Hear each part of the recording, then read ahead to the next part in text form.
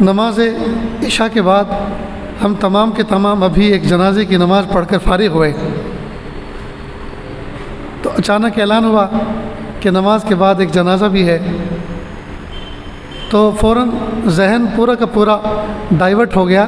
جو سوچ کر آیا تھا، سوچا کہ یہ جو نصیحت کی چیز ہمارے سامنے سے ابھی گئی ہے، کیوں نہ ہم اسی موضوع پہ کچھ گفتگو کریں۔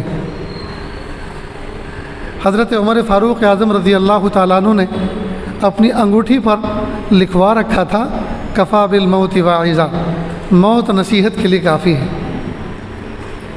موت نصیحت کے لیے کافی ہے۔ موت سے کس کو رستگاری ہے، آج وہ تو کل ہماری باری ہے۔ اس دنیا کے اندر بڑے بڑے عقل مند آئے اور بڑے بڑے بیوقوف آئے، جنہوں نے اپنے آپ کو خدا ہونے کا دعویٰ کیا، انا ربکم الاعلی، جیسے فرعون۔ لیکن عجیب بات یہ ہے کہ باوجود فرعون اس بات کے کہنے کے، اس دعوے کے حامل ہونے کے کہ میں رب ہوں، موت سے وہ بھی ڈرتا تھا۔ آج تک کوئی عقل مند ایسا نہیں آیا جس نے موت کا انکار کیا ہو۔ موت کا انکار کسی نے نہیں کیا۔ موت ایک اٹل حقیقت ہے، یہ بادشاہوں کو بھی آتی ہے، یہ فقیروں اور غریبوں کو بھی آتی ہے، یہ مسافروں کو بھی آتی ہے، یہ مقیموں کو بھی آتی ہے، یہ جوانوں کو بھی آتی ہے، یہ بچوں کو بھی آتی ہے، بوڑھوں کو بھی آتی ہے، عورتوں کو بھی آتی ہے، مردوں کو بھی آتی ہے۔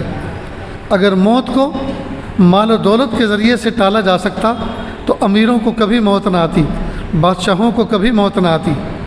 اگر موت کو علم و فن کے ذریعے سے ٹالا جا سکتا تو بڑے بڑے دانشوروں کو کبھی موت نہ آتی۔ موت کو اگر حکمت و دانائی سے ٹالا جا سکتا تو بڑے بڑے حکماء کو کبھی موت نہ آتی۔ موت کو اگر محبتوں سے ٹالا جا سکتا تو ماں اپنے بچے کو کبھی مرنے نہ دیتی۔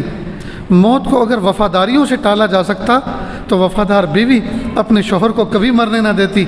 لیکن موت ایک اٹل حقیقت ہے، یہ سب کو آنی ہے، جن کو آ گئی ان کو آ گئی، یہ مجھے بھی آئے گی اور آپ کو بھی آئے گی۔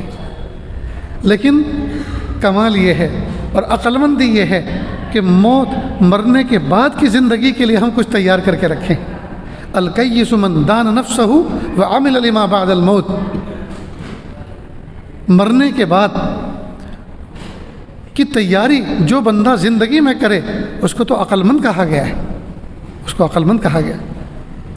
کئی مرتبہ مرنے والا اتنا نیک ہوتا ہے، اگر اس کی جنازے کی نماز کوئی پڑھے تو پڑھنے والے کی مغفرت ہو جاتی ہے، اور کئی مرتبہ نماز پڑھنے والوں میں کوئی ایسا نیک ہوتا ہے کہ اس کی نیکی کی وجہ سے صاحب جنازہ کی مغفرت ہو جاتی ہے۔ دونوں باتیں، کئی مرتبہ نماز جنازہ پڑھنے والوں میں کوئی اللہ کا نیک بندہ ایسا ہوتا ہے کہ میت کی اس کی وجہ سے مغفرت ہو جاتی ہے، اور کئی مرتبہ چارپائی میں لیٹنے والا میت اتنا نیک ہوتا ہے اللہ کے دربار میں کہ جو بھی اس کی جنازے کی نماز پڑھے اس کی مغفرت کے فیصلے ہو جاتے ہیں۔ اس لیے ہمیں چاہیے کہ جب جنازہ حاضر ہو تو ہم سارے کاموں کو آگے پیچھے کر کے صلاۃ جنازہ میں حاضر ہوں، جیسا کہ ماشاءاللہ ہم سب جنازے کی نماز میں شرکت کر کے آئے۔ جب انسان دنیا میں آتا ہے، خاص طور سے مومن جب دنیا میں پیدا ہوتا ہے تو اس کے دائیں کان میں اذان اور بائیں کان میں تکبیر پڑھی جاتی ہے، اور یہ اذان اور تکبیر کون سی ہے؟ جس کے بعد نماز کوئی نہیں، اور جب دنیا سے جاتا ہے تو نماز پڑھی جاتی ہے، اور یہ نماز وہ ہے اس سے پہلے اذان اور تکبیر کوئی نہیں۔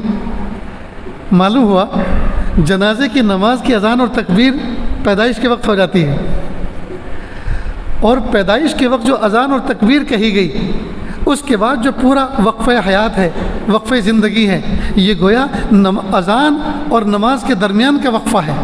اور جیسے اذان سننے کے بعد مومن الرٹ ہو جاتا ہے، اس کی توجہ کا ایک تار مسجد سے جڑ جاتا ہے، اذان ہو چکی ہے، اب جماعت میں اتنی دیر باقی، اتنے منٹ باقی ہے، وہ اگرچہ دکان پر اور جاب پر اور شاپ پر ہوتا ہے، کام کاج کر رہا ہوتا ہے، لیکن اس کی توجہ کا ایک تار مسجد سے جڑ چکا ہوتا ہے کہ اب مجھے مسجد جانا ہے۔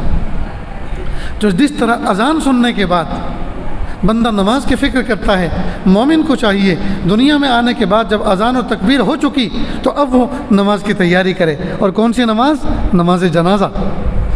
نماز جنازہ، اور نماز جنازہ کیسی ہو؟ کہ بندہ ایسی تیاری کرے جیسے علامہ اقبال رحمۃ اللہ علیہ نے عجیب شعر کہا فارسی زبان میں، یادداری کے وقت زیادہ نے تو ہم خندہ بودن و تو گریاں۔ اے انسان، تجھے کچھ یاد بھی ہے، تجھے کچھ پتہ بھی ہے، جب تو ماں کے پیٹ سے دنیا میں پیدا ہوا تھا، ماں کے پیٹ سے روتا ہوا تو دنیا میں آیا تھا، اور تیری پیدائش پہ سارے خوشیاں منا رہے تھے، سارے ہنس رہے تھے۔ این چنا زیست کے وقت رفتنے تو ہمہ گریاں بودن و تو خندہ۔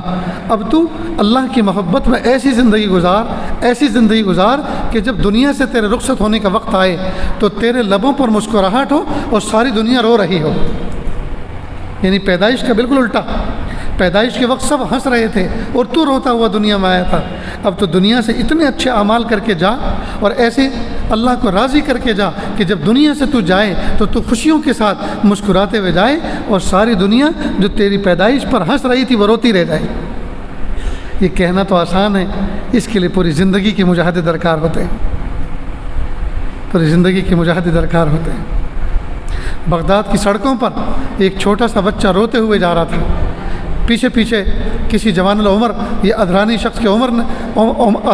عمر کے شخص نے پوچھا، بچہ روتا کیوں ہے؟ کہا مجھے موت کی یاد آ رہی ہے، موت نے مجھے رلایا ہے۔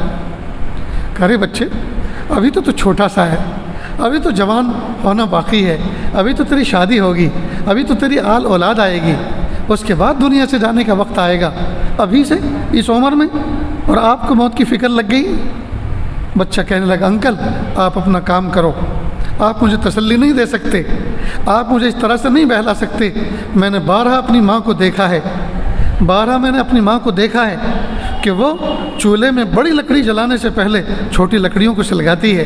کہیں ایسا نہ ہو روز قیامت اللہ تعالیٰ بڑے بڑے جہنمیوں کو ڈالنے سے پہلے ہم چھوٹوں کو جہنم میں ڈالیں۔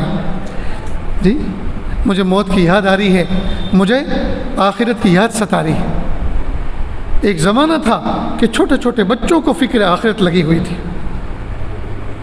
اور ان کو اپنی آخرت کا احساس تھا، ان کو اپنی باطن کا احساس تھا، ہم کس طرح زندگی گزار رہے ہیں۔ کہتے ہیں کہ مدینہ منورہ میں ایک مرتبہ قحط سالی ہوئی، ایک جوان، پتہ نہیں صحابہ کا زمانہ تھا یا تابعین کا تھا، یہ طب تابعین کا ایک جوان، اس نے سوچا میں کیوں نہ ایک ٹیلے کے پیچھے جا کر اللہ سے تنہائی میں سرگوشی کروں، اللہ سے مناجات کروں اور اللہ سے معافی مانگوں، میرے گناہوں کی وجہ سے اس امت پہ یہ نحوست آئی ہے۔ دیکھتے کیا ہے کہ وہاں پہلے سے ایک چھوٹا سا منا، چھوٹا سا بچہ بیٹھا ہوا اللہ کے سامنے دستے سوال دراز کیے ہوئے گر گڑا رہا ہے اور کہا پیارے اللہ میرے گناہوں کی وجہ سے مدینہ کی بستی پر قحط سالی آئی ہے، اے میرے پیارے اللہ مجھے معاف کر دیجیے، مجھے معاف کر دیجیے، مجھے معاف کر دیجیے اور قحط سالی کو ختم کر دیجیے۔ جب ہر بندے کو اس بات کا احساس ہو میں برا ہوں، میں برا ہوں، میں برا ہوں، ہر بندے کو اس بات کا احساس ہوگا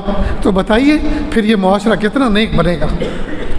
لیکن جب جوان کیا بوڑھا کیا، جی ہر آدمی دوسروں کو عیب کی نظر سے دیکھے، برائی کی نظر سے دیکھے اور یوں سوچے کہ لوگ بگڑ گئے، نوجوان بگڑ گئے، نوجوان انٹرنیٹ میں ہر وقت لگے رہتے ہیں، یہ گناہوں میں لگے رہتے ہیں اور ہر بندہ اپنے آپ کو مائنس کرتا رہے، ہر بندہ اپنے آپ کو مستثنیٰ کرتا رہے، تو بتائیے اصلاح کیسے ہوگی؟ ہر آدمی کو چاہیے کہ اپنے آپ کو محتاج اصلاح سمجھے، ہر آدمی کو چاہیے کہ اپنے آپ کو محتاج اصلاح سمجھے۔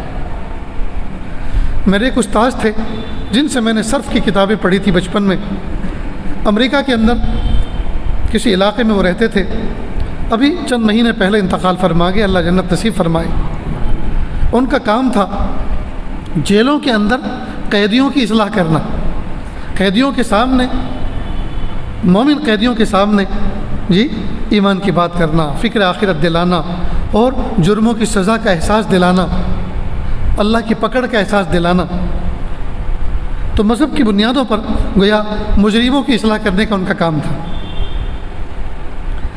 انہوں نے ایک مرتبہ فرمایا، تشریف لائے تھے، میں ملاقات کے لیے ان کے گیا، پھر گھر بھی آئے تھے صورت میں، فرمانے لگے کہ منع میں جب امریکہ گیا تو کچھ مہینے کا یا سال کا میرا ویزا ٹکٹ تھا۔ اب یہ بات مشہور ہو گئی کہ میرا ویزا بھی پورا ہونے جا رہا ہے اور میرا ٹکٹ بھی ختم ہونے جا رہا ہے، تو میں نے اب ارادہ واپس جانے کا کر لیا ہے اور واپس امریکہ آنا نہیں ہے۔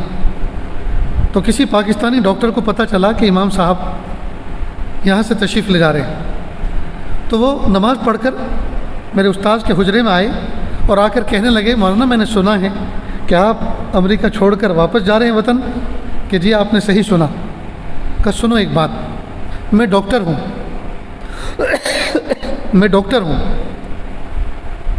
میں اگر چلا جاؤں امریکہ چھوڑ کر تو میرے جیسے 10 ڈاکٹر یہاں آنے کے لیے تیار ہیں، 10 ڈاکٹر یہاں آنے کے لیے تیار ہیں، اور امریکہ کو کوئی کمی نہیں آئے گی ڈاکٹر کی۔ لیکن آپ جیسے آدمی اگر چلے جائیں گے تو امت کا کیا ہوگا؟ آپ ذرا نظر ثانی کریں، کام آپ کو وہاں جا کے بھی دین کا ہی کرنا ہے، اس لیے کہ آپ یہ جانتے ہیں اور یہ مانتے ہیں اور یہ کہتے ہیں کہ ہمیں دین کے علاوہ کچھ آتا بھی نہیں ہے، ہم اور کیا کام کریں گے؟ تو آپ کو جا کے وہاں بھی دین کا کام کرنا ہے۔ وہاں آپ کی جگہ بہت سارے کام کرنے والے موجود ہیں، لیکن یہاں آپ کی جگہ کوئی کام کرنے والا نہیں ہے۔ لہٰذا میری درخواست یہ ہے کہ آپ امریکہ چھوڑنے کی بات نہ کریں، آپ یہی رہ جائیں۔ کہا وہ ڈاکٹر نے عجیب بات کہی، چونکہ اخلاص کے ساتھ کہی تو میرے دل پہ اس کی باتوں کا اثر ہوا۔ میں اپنے کمرے میں گیا، فائل میں سے میں نے ٹکٹ نکالا اور پھاڑ کے میں نے ڈسٹ بین میں ڈال دیا اور ارادہ کر لیا اب مجھے امریکہ چھوڑ کے جانا نہیں ہے، جو بھی دین کی خدمت اللہ پاک ٹوٹی پھوٹی لے رہا ہے وہ یہی کرنی ہے۔ تو اہل عزم تو ایسے ہوتے ہیں میرے بھائیوں۔ اللہ پاک نے اپنے فضل سے مجھے اور آپ کو پیدا فرمایا، اور ہمیشہ کے لیے ہم دنیا میں نہیں آئے۔ جزاک اللہ۔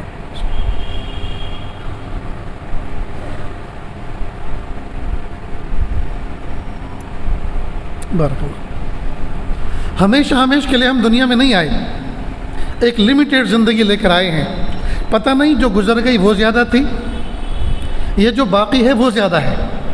لگتا تو یہی ہے، مجھے تو یہ لگتا ہے کہ جو گزر گئی وہ زیادہ گزر گئی، اور جو بچی ہے وہ تھوڑی بچی ہے۔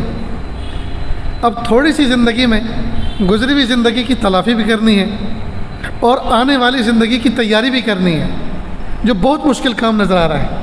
اللہ سے درخواست ہے اللہ ہماری سیئات کو حسنات سے بدل دیجیے، آنے والی زندگی کو گزری ہوئی زندگی کا کفارہ بنا دیجیے، آنے والے ایام کو گزرے ایام سے بہتر بنا دیجیے۔ اس لیے جو آدمی 50 سے اوپر کا وقت گزار رہا ہے، 50+، وہ سمجھو کہ وہ عصر سے مغرب تک کا وقت گزار رہا ہے، اور عصر کے بعد مغرب آنے میں دیر نہیں لگتی۔ عصر کے بعد سورج بہت تیزی کے ساتھ ڈھلتا ہے، عصر کے بعد مغرب آنے میں دیر نہیں لگتی۔ لہٰذا جو 50+ زندگی گزار رہے ہیں ان کو چاہیے کہ وہ فکر آخرت کا اپنا مقصد اول بنا لیں، مقصد اول بنا لیں۔ نمازوں کو مینٹین کریں، قضائے عمری کو ترتیب دیں، جی جو حقوق واجبہ ہمارے ذمے ان کو ادا کرنے کی فکر کریں، جو حقوق ذمے ہیں باقی ہیں قضا ہیں ان کو ادا کریں۔